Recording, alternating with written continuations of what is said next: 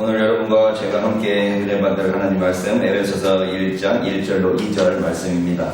하나님의 뜻으로 말미암아 그리스도 예수의 사도된 바울은 에베소에 있는 성도들과 그리스도 예수 안에 신실한 자들에게 편지하노니 하나님 우리 아버지와 주 예수 그리스도를 쫓아 은혜와 평강이 너에게 있을지어다. 새해에 제 설교 순서가 되면 에베소서를 설교할 생각입니다. 성경 66권 중에서 책 한 권 전체를 암송하라 라고 할 경우에 가장 우선순위에 오르는 책이 에베소서입니다.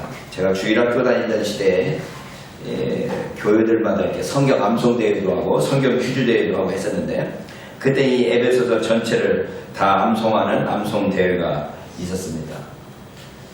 우리 아버지가 거기 대회 나오라고 해서 에베소서를 열심히 하는데 6장까지 너무 분량이 많아가지고 몇 절 외우다가 아니었더니 그것도 못 외웠다고 아버지한테 엄청 혼나고 꾸중 듣고 했던 기억이 있어서 에베소서를 제가 별로 좋아하지는 않습니다. 그래도 어쨌든 책 한 권을 외우라 그러면 에베소서가 가장 적당한 책 한 권으로 이야기되죠. 바울 신학의 진수라는 평가도 있고 가장 정교한 서신이라는 평가도 있을 정도로 에베소서는 주목받는 서신입니다. 제가 처음인지 어쨌든 제가 순서는 제가 기억나지 않지만 에베소서의 매력을 느꼈을 때는 아마 대학 시절의 어느 여름날이었던 것 같습니다. 너무 더우니까 야 우리 산이나 올라가자 하고 친구와 함께 무더위를 피하려고 도봉산에 올라가서 물에다가 발 담그고 무더위를 식히면서 그래도 습관을 따라서 책 한 권을 가지고 가야 되는데 오늘은 성경책이나 읽자 하면서 가장 간단하고 휴대하기 쉬운 작은 책, 뒷 포켓에다 넣을 수 있는 작은 책으로 신약 성경을 들고 올라갔습니다. 그리고 물가에 앉아서 성경을 읽으려고 했는데 그때 문득 생각난 게 이 신약 성경의 책들이 편지다, 편지.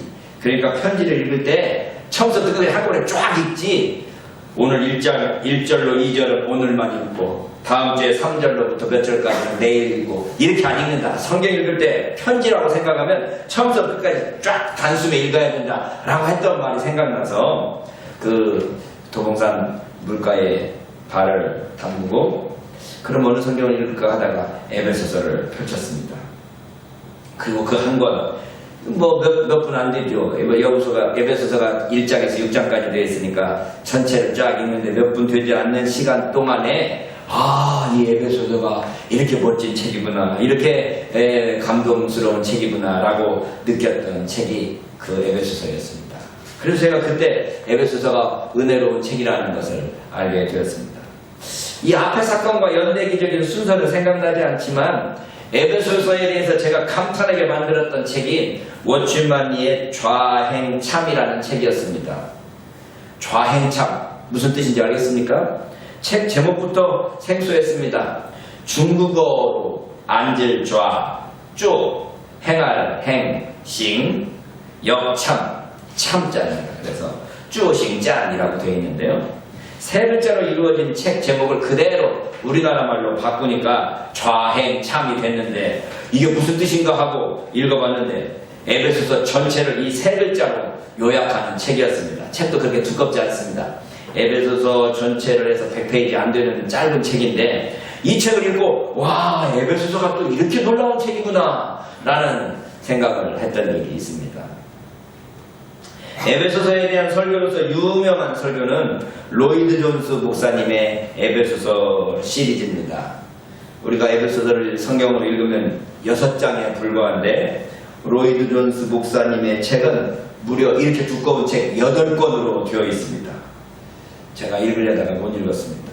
아마 이번 금년 에베소서를 하면서 그 책을 좀 읽어볼까 하고 책을 열심히 찾아갖고 지금 찾아놨는데 들고 다니다가 어떤 하는지 잊어버렸어요. 그래서 지금 그 책은 못 읽고 오늘 설교를 하게 됐습니다. 그 8권의 책 제목은 우리나라 말로 번역되기를 영적 화해, 영적 충만, 영적 연합, 영적 광명, 영적 생활, 영적 투쟁, 영적 군사라는 제목으로 번역되어 있습니다. 8권이 다 한자로 이렇게 번역되어 있어가지고 어쨌든 그렇게 되어 있습니다. 우리가 에베소서를 공부할 때 신약 개론적으로 이야기하면 에베소서와 골로새서와 쌍둥이 서신으로 알려져 있습니다. 제가 신약 개론을 가르치면서 시험 문제로 많이 내는 문제 중에 하나가 에베소서와 쌍둥이 서신이라고 알려지는 서신은 어떤 서신인가 이렇게 묻기도 하는데 골로새서입니다. 두 서신이 내용과 문체에 있어서 아주 비슷합니다. 기록된 시기도 비슷한 때로 보입니다. 그 서신 속에 등장하는 인물들도 비슷하고 상황들도 비슷하고 아주 비슷합니다. 그런데 학자들이 분석해보니까 에베소서는 교회론 중심의 책이라면 골로새서는 기독론 중심의 책이다 이렇게 평가를 합니다. 2022년 안에 아마 전반부는 온통 제가 설교할 때마다 이 에베소서에 집중할 것 같습니다. 저와 여러분들이 모두 2022년 이 전반부, 아마 전반부에 끝날 것 같기도 한데요. 에베소서를 통하여서 주님께서 우리에게 하시는 말씀을 듣게 될 수 있기를 바랍니다. 에베소서 1장 1, 2절 첫인사 부분입니다. 헬라어로 제가 읽어보니까 동사가 없어요. 그랬더니 영어로 읽어보니까 영어도 동사가 없네요. 아마 이 영어하고 헬라어가 같은 어근이기 때문에 이게 동사 없이도 표현이 되는 거죠. 근데 우리나라 말로 번역할 때는 동사를 어떻게든지 만들어야 되니까 편지하느니 뭐 이렇게 그에 맞는 말들을 붙여놨네요. 바울은 하나님의 뜻을 통하여 그리스도 예수의 사도 바울은 에베소에 있는 거룩한 자들에게 그리고 그리스도 예수 안에서 신실한 자들에게 라고 되어 있습니다. 영어로는 Paul 그래놓고 to the saint, to faithful in Christ 뭐 이렇게 되어 있네요. 그러니까 누가 누구에게 뭐 이렇게만 되어 있는 거죠. 2절은 은혜와 평강이 우리 아버지 하나님으로부터 그리고 주 예수 그리스도로부터 라고 되어 있어요. 그러니까 은혜와 평강이 우리나라 성경에 있을지어다 뭐 있기를 원한다 이렇게 번역되어 있죠. 그래서 1절에서는 서신의 발신자와 수신자를 말하고 있다면 그래서 바울이 에베소 성도들에게 보내는 서신이다 라고 표현되어 있다면 2절에서는 인사로 은혜와 평강을 빌되 그것이 하나님 우리 아버지와 주 예수 그리스도로부터 오는 것임을 밝히고 있습니다. 오늘 이 인사말을 통해서 제가 이 인사말 갖고도 몇 주간 설교할 수 있을 것 같아요. 그런데 간단하게 좀 생각을 해봅시다. 먼저 바울은 자기 자신을 예수 그리스도의 사도라고 소개합니다. 누구의 사도냐? 이 사도라는 의미가 보냄을 받은 자라는 의미이기 때문에 바울이 자기 자신이 예수 그리스도로부터 보냄을 받았다는 것을 분명히 표현하면서 나는 예수 그리스도의 사도다 라고 말하고 있습니다. 오늘 모든 그리스도인들은 자신이 누구로부터 보냄을 받았는지를 분명히 알아야 하겠습니다. 자기가 누구의 사람인가를 알아야 된다는 거죠. 저는 요즘에 목사님들이 친구들로 많이 있으니까 페이스북 친구들을 보면 어떤 분들은 그리스도 예수의 복음을 증거하는 목사님이라기보다는 자본주의의 전령이 된 사람들이 있습니다. 자본주의를 찬양합니다. 심지어 삼성을 대변하는 사람들도 있어요. 왜 이 삼성 회장이 누구지? 이재용을 왜 구속하냐고 막 난리칩니다. 또 어떤 사람은 민주주의를 대변하는 사람들이 있습니다. 민주주의가 하나님의 뜻인 것처럼 말을 합니다. 또 어떤 사람은 공산주의를 비판하고 사회주의를 비판하는데 혈기를 높이는 사람들이 있습니다. 문재앙입니다. 문재인은 빨갱입니다. 이래가면서 목소리를 높입니다. 저도 여러분들이 아는 것처럼 저도 정치에 대한 관심이 많고 정치에 대해서 하고 싶은 이야기가 많지만 페북에는 가능한 쓰려고 하지는 않습니다. 왜냐하면 제가 목사로서 가장 먼저 해야 될 것이 무엇인가에 대한 고민을 할 때 정치적인 입장을 표명하는 것 그렇게 지혜롭게 보이지 않기 때문입니다. 왜냐하면 우리나라는 정치적인 입장이 딱 정해져 갖고 자기 입장을 딱 말하면 상대방이 저쪽 팀이다 하는 순간 원수처럼 되어버립니다. 함께 좀 토론을 해봅시다. 그러는 순간 너는 좌파 목사가만 이렇게 되어버립니다. 그래요, 나 좌파 목사입니다. 그랬더니 너 통성애도 찬성하지? 동성애 찬성하는 거하고 좌파 목사가 뭔 상관이 있을까요? 여러분, 북한에서는 동성애자는 사형에 처합니다. 근데 제가 동성애 편을 들면 편드는 것도 아니야. 동성애가 있는데 그 동성애자들의 인권을 우리가 존중해줘야 된다라고 말하는 순간 저는 좌파가 되어버렸어요. 왜? 북한에서는 동성애자를 처형시키는데 저는 좌파가 되어버려서 그런 이야기를 할 때 접점을 찾을 수가 없어요. 참 안타까운 우리나라의 현실입니다. 왜 이렇게 됐을까에 대한 고민을 해보면 독재 또 군사정권으로 50년을 갔거든요. 그랬더니 우리 아들이 하는 말이 저희 세대는 군사독재를 경험해보지 않아가지고 우리 세대는 아니네. 많이 달라졌어요. 정말 20대 30대의 모습들 보면 많이 달라졌지만 그럼에도 불구하고 아직 사회 전체적인 분위기가 흑백 논리로 가득 차 있어서 어느 진영을 말하면 그 반대 진영은 도무지 상종하지 못할 사람으로 받아들여지는 상황이 되어지다 보니까 정치적인 입장을 말하는 것이 쉽지 않습니다. 그런데 그 일이 자기의 일인 것처럼 앞장서 사는 사람들을 볼 때 저는 목사로서 내 입장 표명하기를 조금 두려워하게 되는 것입니다. 바울은 자기 자신이 예수 그리스도의 사도임을 분명히 표현하고 있습니다. 저와 여러분들이 속한 것은 다른 사람들에게 속해 있지 않습니다. 예수 그리스도께 속해 있습니다. 제가 불경을 좀 읽었고 또 사사삼경을 비롯해서 유교의 여러 서적들을 읽고 특별히 노자를 읽으면서 은혜를 많이 받아서 그런 이야기를 할지라도 저는 예수 그리스도의 종이지 부처님의 종이 아닙니다. 저는 예수 그리스도의 종이지 노자를 증거하는 사람이 아닙니다. 불경을 통해서 예수 그리스도의 말씀을 증거하기로 원하고 노자를 통해서 예수 그리스도를 증거하기로 원해서 노자를 인용할 뿐입니다. 내가 분명히 누구의 종인가를 분명히 알아야 우리의 정체성을 확실하게 알 수 있는 거죠. 바울은 자기 자신이 예수 그리스도의 사도라는 것을 분명히 밝히고 있습니다. 오늘날 한국교회의 그리스도인들은 자기가 예수 그리스도의 사람이라는 것을 분명히 알아야 됩니다. 특별히 어렸을 때부터 교회 다니는 사람들은 그냥 교회 생활에 젖어 있을지라도 그래서 교회를 다니기 싫어도 또는 시간 내기 싫어도 엄마 아빠가 가자고 그러니까 또는 내가 목사 아들이니까 억지로 다니는 면이 있다 할지라도 여러분 우리가 어디 공동체에 속하게 될 때 내가 원해서 속하는 공동체도 있지만 내가 원하지 않아도 태생적으로 속하는 공동체가 있어요. 내가 대한민국 사람으로 태어나고 싶어서 대한민국 사람이 된 거 아니야. 나는 홍씨가 되고 싶어서 홍씨 된 적이 없어요. 태어나 보니까 홍씨가 되어 있고 태어나 보니까 대한민국 사람이 되어 있는데 우리가 어쩔 수 없는 우리의 정체성을 형성하는 부분들이 있어요. 그러나 내가 선택해서 정체성을 형성하는 부분이 있습니다. 제가 정치적인 이야기를 이야기했으니까 제가 태어나면서부터 저는 전라도 사람이라 김대중 신도였습니다. 광신도라고 하죠. 김대중 광신도였습니다. 그냥 김대중 선생님 나오면 눈물이 나왔어요. 젊었을 때 아무것도 모르면서. 그러나 노무현 대통령은 제가 택했습니다. 부산 사람이고 나하고 아무 상관도 없었지만 노무현 대통령에 대해서는 제가 택해서 좋아한다 이렇게 표현합니다. 제가 문재인을 좋아하는지는 잘 모르겠어요. 정말 우리가 하나님의 사람이고 그리스도 예수의 사람이라는 자기 정체성을 분명히 가질 때 내가 태어나면서부터 예수 그리스도의 사람이었는지 아니면 내가 선택해서 예수 그리스도의 사람이었는지 어떤 모습이 되었든지 간에 내가 예수 그리스도로부터 보냄을 받은 사람이다. 예수 그리스도의 사람이라는 사실을 잊지 말아야 될 것입니다. 그런데 바울은 예수 그리스도의 사도된 자기 자신이 하나님의 뜻으로 말미암아 되었다고 말합니다.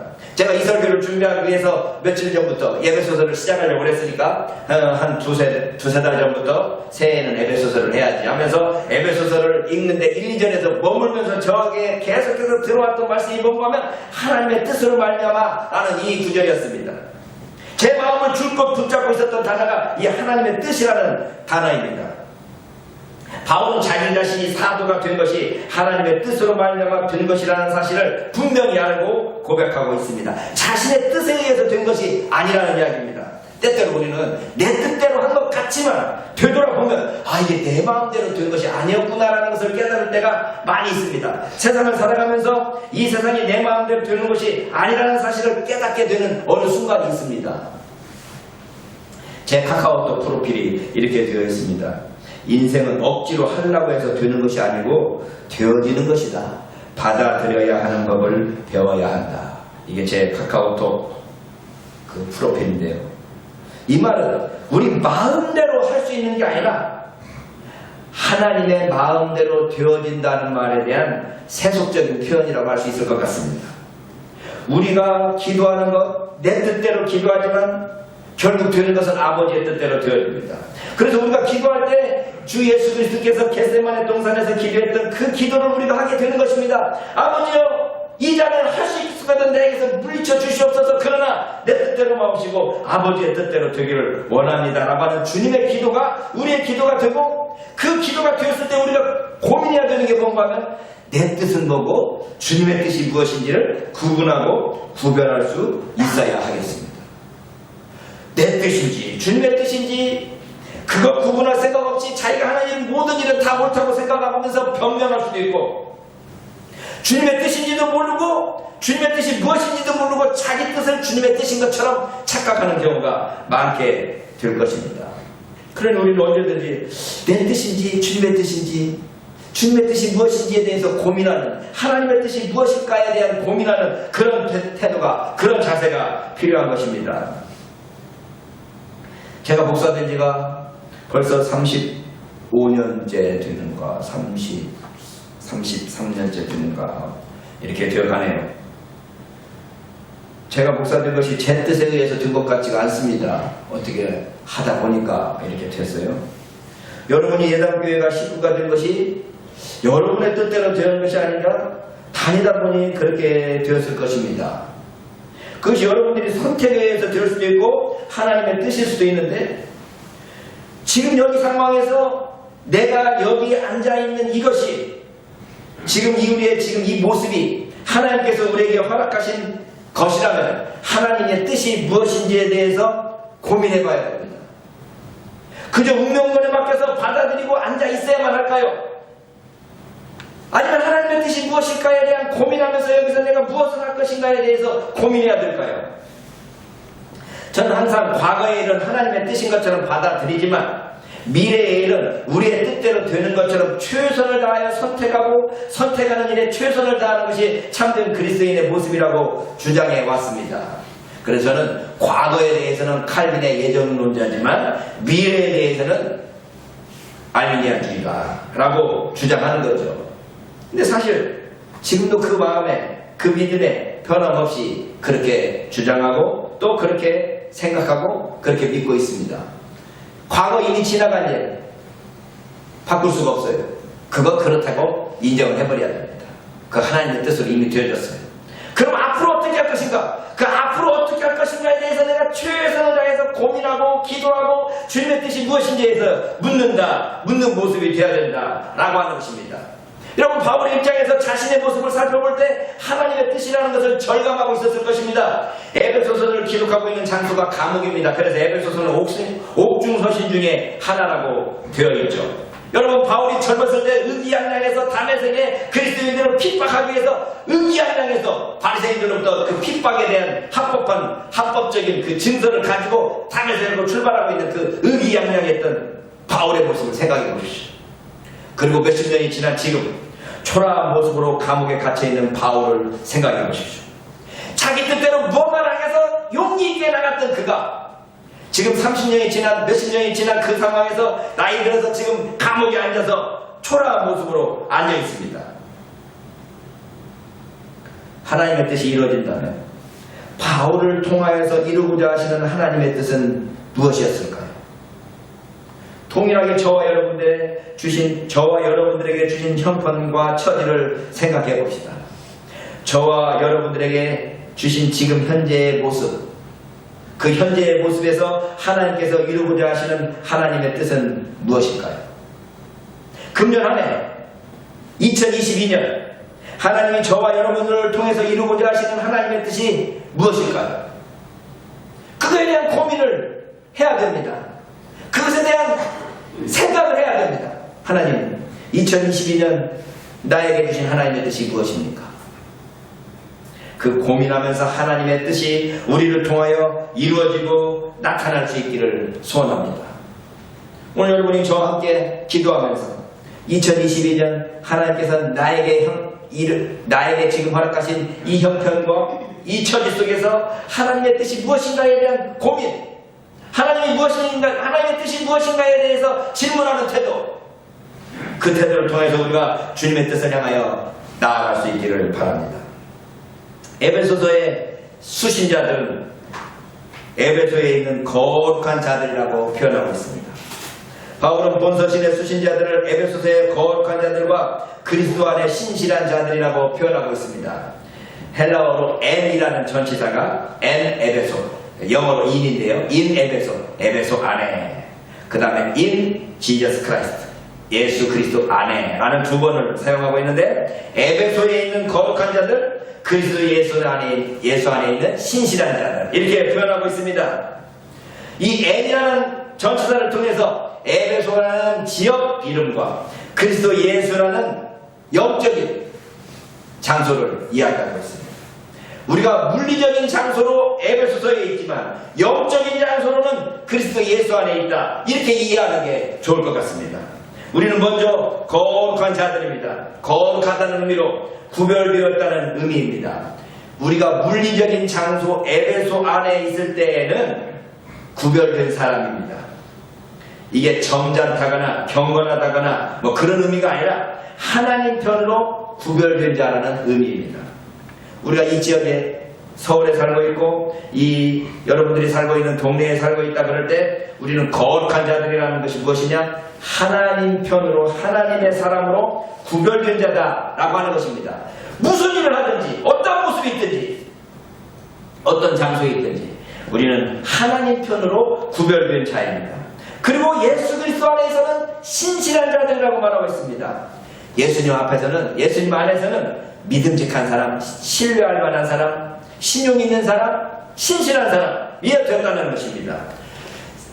우리가 세상에 있을 때는 하나님 편으로 구별된 사람이지만, 그래서 우리를 볼 때 저 사람은 하나님께 속한 사람이구나 라고 구별된 사람이겠지만, 하나님 예수 그리스도 안에 있을 때는 하나님 앞에서는 정말 신실한 사람으로, 믿음직한 사람으로, 신뢰할 만한 사람으로 서 있어야 될 것입니다. 그들에게 바울은 은혜와 평강을 구하고 있습니다. 바울 서신의 모든 서신에 공통적으로 지금 빌고 있는 복이 은혜와 평강입니다. 헬라어로는 카리스와 에이레네라고 되어 있네요. 카리스 그러면 뭐가 생각나십니까? 여러분, 카리스마라는 단어가 생각나죠. 카리스마라는 은사라는 단어인데, 그 은사의 마자를 빼서 카리스 그러면 은혜라는 뜻입니다. 그러니까 은혜와 평강이 언제든지 너에게 있기를 원한다라는 게 바울의 대표적인 인사말이었습니다. 히브리어로는 헤세드라는 단어와 샬롬이라는 두 단어를 사용합니다. 헤세드라는 단어로부터 헬라어 카리스라는 단어가 왔는데, 이 헤세드라는 단어가 뭐냐 그러면 하나님과 우리 사이에 언약 안에 있는 하나님의 사랑, 하나님의 은혜, 하나님의 자비, 이 헤세드라는 단어를 우리나라 말로 어떻게 표현하기가 어려우니까 여러 걸 써서 여러 단어를 사용하고 있습니다. 그 헤세드라는 게 뭔가 하면 하나님과 우리 사이가 언약을 맺었는데 언약에 충실하지 못한 언약 백성에게서도 하나님께 끝까지 사랑해 주시는 그 사랑을 헤세드라고 표현합니다. 하나님의 은혜가 어떤 것이냐 그러면 하나님과 우리 사이에 언약을 맺었는데 언약 백성이 신실하지 못할지라도 하나님께서는 끝까지 신실하게 그를 붙잡고 계시는 것을 헤세드, 하나님의 은혜라고 표현합니다. 제가 우리 아들을 보면서 우리 아들이 무엇을 해도 제가 다 용납이 돼. 그러고 나서 제가 우리 아버지를 생각하니까 내가 우리 아버지한테 어떻게 해서도 아버지가 나를 용납하셨을 것 같아요. 이게 부모 자식 간의 관계예요. 다른 애가 그러면 내가 다시 안 봐도 됩니다. 근데 자식이 그러면 자식이 죽을 죄를 지었더라도 어떡하겠습니까? 내 자식인데. 이렇게 되는 거죠. 하나님께서 우리와 하나님과의 관계에 있어서 내가 하나님과 아무리 깊은 관계이든지 떨어져 있는 관계가 있든지 하나님을 배반할지라도 하나님께서는 그를 끝까지 껴안고 함께 해주시는 그 은혜, 그걸 헤세드라고 표현합니다. 긍휼이라고도 표현하고 자비라고 표현하고 우리 신약성경에서는 카리스라는 말로 번역돼서 은혜라고도 표현하는 그 은혜입니다. 하나님께서 우리를 사랑하시되 끝까지 사랑하시고 변함없이 사랑하시고 끝까지 죽을 때까지 사랑하시는 그 사랑, 그 변함없는 사랑을 헤세드라고 표현합니다. 그 헤세드로 말미암아서 우리에게 오는 복이 평강의 복입니다. 평화의 복입니다. 저는 예수 믿는 사람이 항상 마음 가운데 변함없이 가져야 될 것 중에 하나가 이 평화라고 생각을 합니다. 운전하다가도 앞에 새끼가 운전을 못하면 욕이 폭 나오니까 우리 어머니께서 옆에 있다가 야, 욕하면 네 입만 더러워지는데 얘 욕하냐. 엄마 옆이니까 내가 그냥 편하게 욕하는 거지만 나는 괜찮아. 욕하면서 내가 푸는 거야. 이렇게 말하지만 우리 마음 가운데 어떤 상황과 어떤 형편 속에서도 이 평화가 있어요. 평화. 그 평화의 근원이 뭔가 하면 하나님께서 우리를 끊임없이 변함없이 끝까지 사랑하신다는 그 사랑으로 말미암아 헤세드로 말미암아 우리의 삶 속에 평강이 누려지게 되는 것입니다. 근데 바울은 그 은혜와 평강이 우리 아버지 하나님으로부터 왔고 우리 주 예수 그리스도로부터 왔다고 표현하고 있습니다. 여러분, 그 은혜와 그 사랑이 어디로부터 왔습니까? 하나님 아버지로부터 왔습니다. 하나님께 대하여 아버지라고 부를 수 있는 것이 은혜의 근본입니다. 아버지의 사랑을 생각나게 합니다. 아버지의 사랑을 알게 합니다. 아버지가 언제든지 아들 편이지 않습니까? 저도 우리 아버지한테 엄청 두드려 맞았지만 이제 나이 들고 이렇게 좀 생각을 해보니까 두드려 맞은 것도 생각나지만 아버지가 나에게 가졌던 기대와 사랑 또 그랬던 모습들이 문득문득 생각납니다. 어머니는 언제든지 아들 편입니다. 결코 며느리 편이 되지 않습니다. 그래서 며느리들은 시자를 시계도 쳐다보지 않고 시금치도 먹지 않고 그런다고 하지 않습니까? 여러분, 하나님이 우리 아버지고 우리 어머니고 우리 편이다라는 그것이 우리에게 얼마나 힘이 되고 얼마나 은혜가 되고 얼마나 위로가 됩니까? 때때로 우리는 우리를 이해할 수 없고 우리 형편을 이해할 수 없고 우리가 불만스러운 상황이 있다 할지라도 아버지가 하나님이 나를 여기에 이 모습으로 만들었다라는 것을 인정하면 그 속에서 우리는 어떻게 하나님께서 나를 이렇게 만드셨을까, 나를 이러한 형편으로 인도하셨을까에 대한 고민을 하게 되고 그 속에서 하나님의 뜻을 발견할 수 있게 될 것입니다. 그리고 그 바울은 이어서 주 예수 그리스도로부터 은혜와 평강이 온다고 말씀하고 있습니다. 우리의 모든 삶을 주관하시고 우리를 인도하시는 그 주님이, 그 주님으로부터 은혜와 평강이 우리에게 온다는 것입니다. 사랑하는 형제자매 여러분, 새해가 밝았습니다. 코로나로 2년이 그냥 지나가 버렸습니다. 2019년 말에 시작된 코로나19가 2021년 2년을 통째로 삼켜버리고 이제 22년 새해를 또 시작하게 됩니다. 코로나로 인하여 세계는 빅브라더의 시대를 맞이했습니다. 빅브라더가 1984년이라는 소설에서 모든 사람들을 감시하고 통제하는 그러한 그 시스템을 빅브라더라고 하지 않습니까? 어디를 가든지 통제받는 분위기입니다. 이거 뭐예요? QR코드 찍으라고 그러죠. QR코드 찍어놨더니 또 뭐 면역주사 맞았는지 안 맞았는지 확인해야 된다고 그러죠.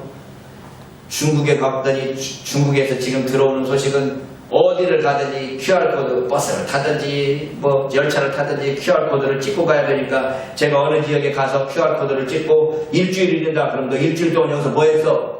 하는 순간 할 말 없게 됩니다. 외국인이 거기 가서 일주일 동안 할 일이 뭐 있겠어요? 너 뭐 했어? 하는 순간 우리의 모든 일거수일투족이 국가의 통제 아래 있게 되고 국가에서 그 모든 것을 알고 있게 되는 상황이 되어버렸습니다. 개인의 사생활이 모두 공개됩니다. 내가 어디에서 무엇을 하고 무엇을 먹었는지가 다 공개됩니다. 이러할 때 하나님의 뜻을 묻고 그 뜻을 이루어가는 우리가 되어야 하겠습니다. 하나님께서 2022년 새해 저와 여러분들에게 원하시는 뜻이 무엇일까요? 저와 여러분들을 통해서 이루고자 하시는 하나님의 뜻이 무엇일까요? 내 뜻입니까? 하나님의 뜻입니까? 오늘 기도하면서 주님, 제가 정말 하나님의 뜻을 이루기를 원하고 하나님의 뜻을 알기를 원하고 하나님의 뜻 가운데 은혜와 평강을 누리기를 원합니다.